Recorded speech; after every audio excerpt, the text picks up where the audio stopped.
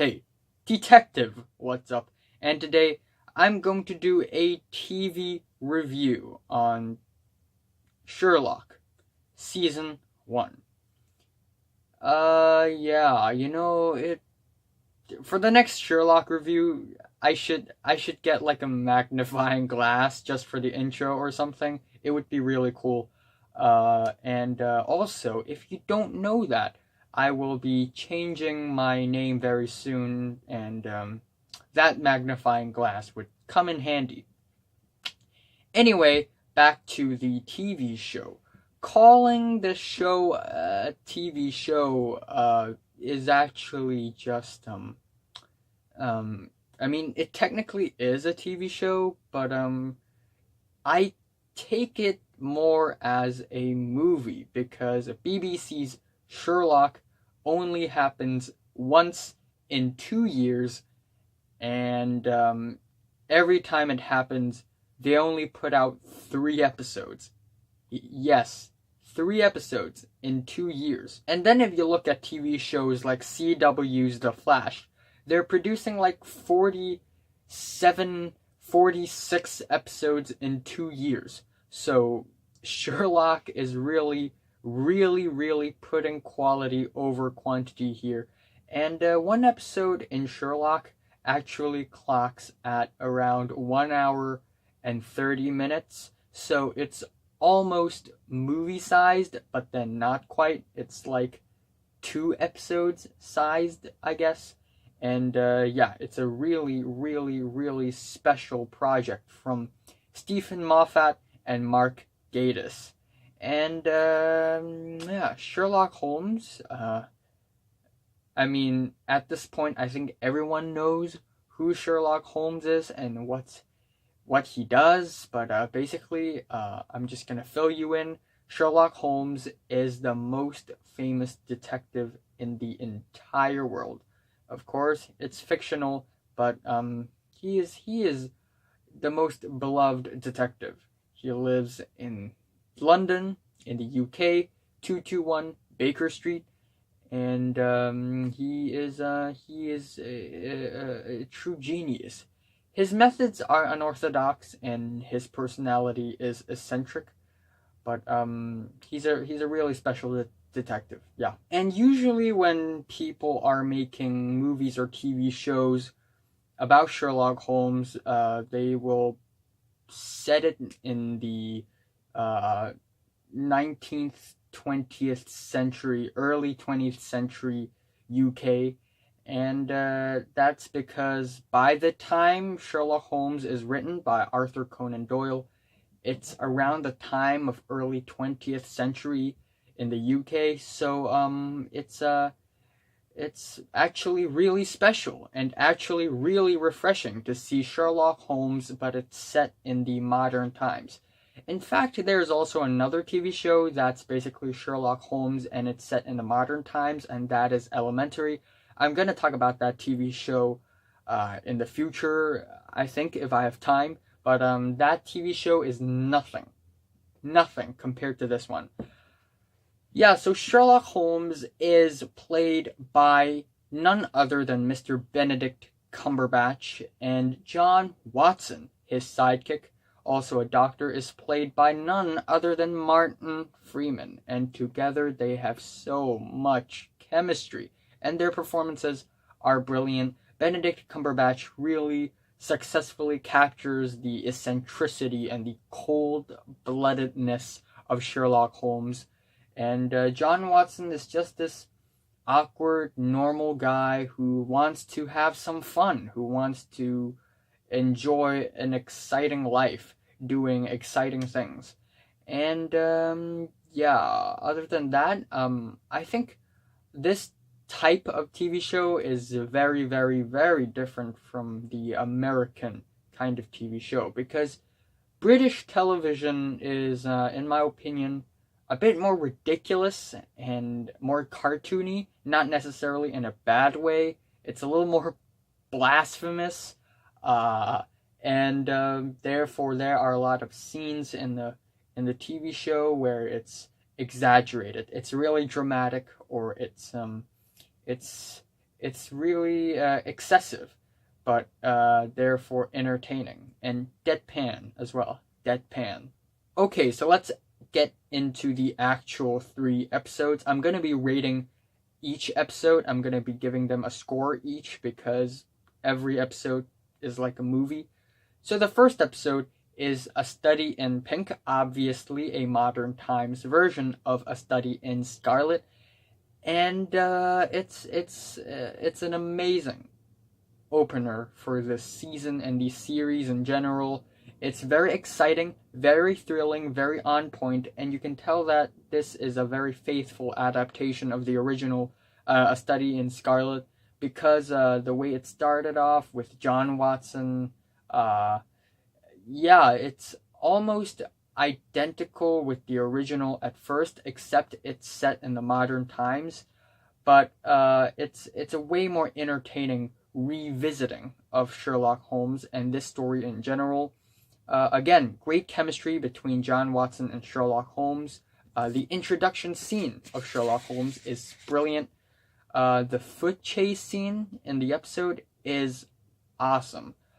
By the way, there's one thing really, really special about Sherlock that's very different from other TV shows, is that when people are texting and when people are looking things online in the internet, they would actually show the text popping up in the middle of the frame instead of the camera looking at the phone, or instead of people simply saying their texts out loud. Like the directors and the producers of Sherlock really know how to, put up these texts and interfaces and monitors into the frame creatively.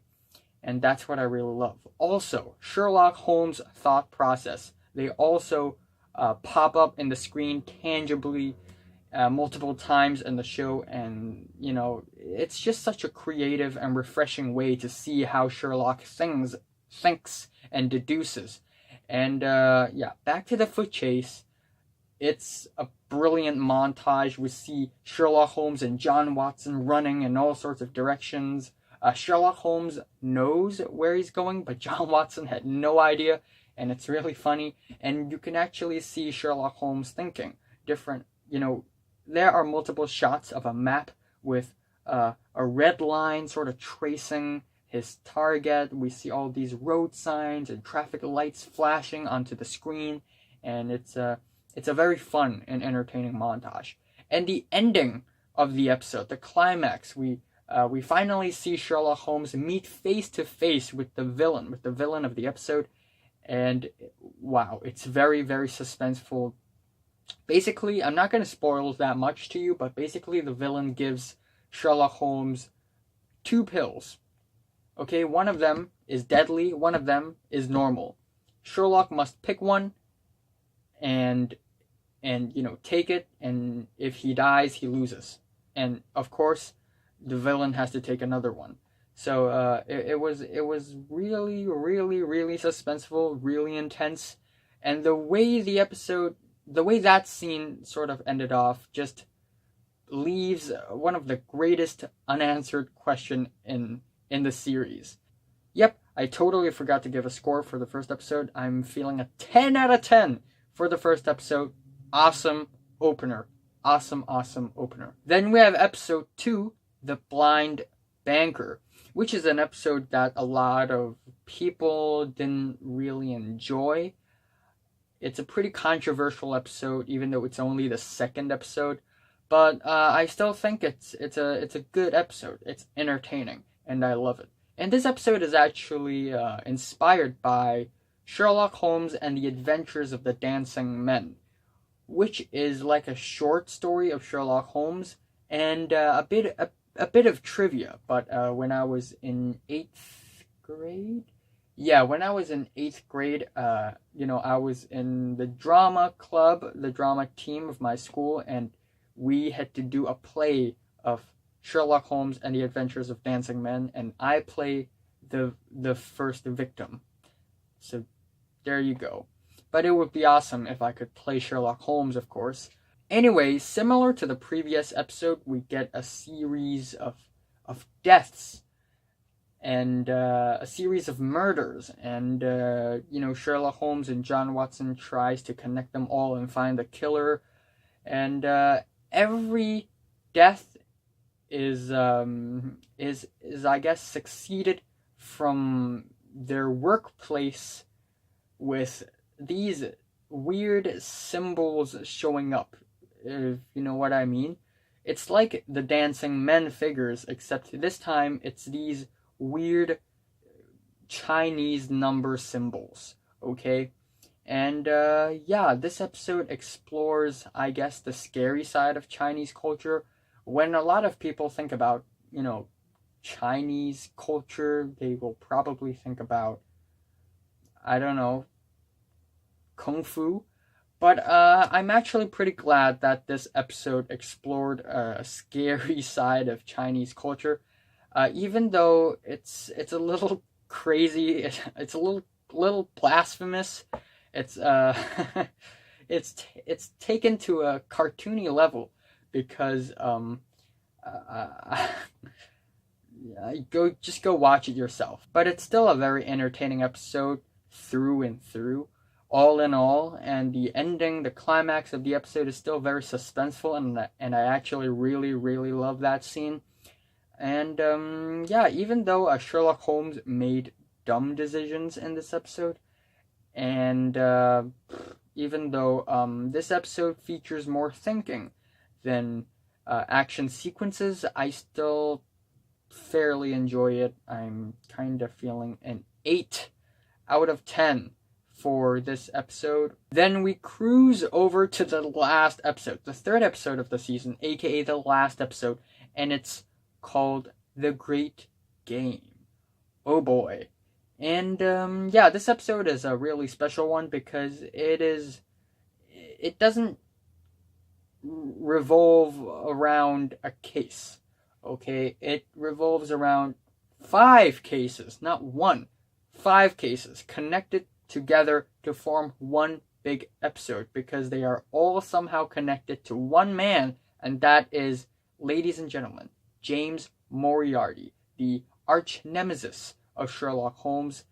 And basically Sherlock Holmes received a mysterious voicemail from someone anonymous, and apparently it's a victim who's about to blow up if Sherlock doesn't solve a case, and someone is behind this, and you know who. And it's inspired by the 5 orange pips, but really this episode is here and there, many different inspirations from different short stories. And even though in all 5 of the cases, none of them are as exciting and as thrilling and as entertaining as A Study in Scarlet, but still, I think the last case, or actually the second last case, was actually pretty intense, because there's one scene where Sherlock Holmes has 10 seconds to prove a painting is fake, or else a kid will die. And that one is just suspenseful, man. I was on the edge of my seat in that scene. And the ending is brilliant. The ending, we finally get to see James Moriarty face to face, and there's a little plot twist in there that's just awesome, a cherry on top. And Andrew Scott as Moriarty is awesome. Great casting choice, first of all, and his spin on Moriarty's character is so refreshing and so fun. Moriarty is this very, very smart, but also very fun-loving and almost comedic person, almost like the Joker, but then he's way more classy and way more, I guess, equally as unpredictable. I will burn your heart out, Sherlock. Just brilliant performance, and insane cliffhanger as well, and another really, really, really great episode. Yeah, I'm kind of feeling a 9 to a 10 out of 10 for The Great Game. And yeah, overall, I think it's a solid season 1, 3 good episodes. Good, at least. Episodes 1 and 3 are great. The production is high quality, the performances are amazing, and it's such a fun and refreshing retelling of our favorite detective story. Okay? And yeah, I'm not gonna say which one's my favorite and which one's my least favorite because that's a waste of time. There's only 3 episodes here. I'm gonna rank them all from worst to best. The worst is Blind Banker, then it's The Great Game, then it's A Study in Scarlet, and yeah, I'm saying this is mind blowing, and I'm giving it a 9 out of 10. So, have you watched Sherlock Season 1 from 1 to 10? How much did you rate it? Like if you like it, and subscribe if you want more. And thanks for watching.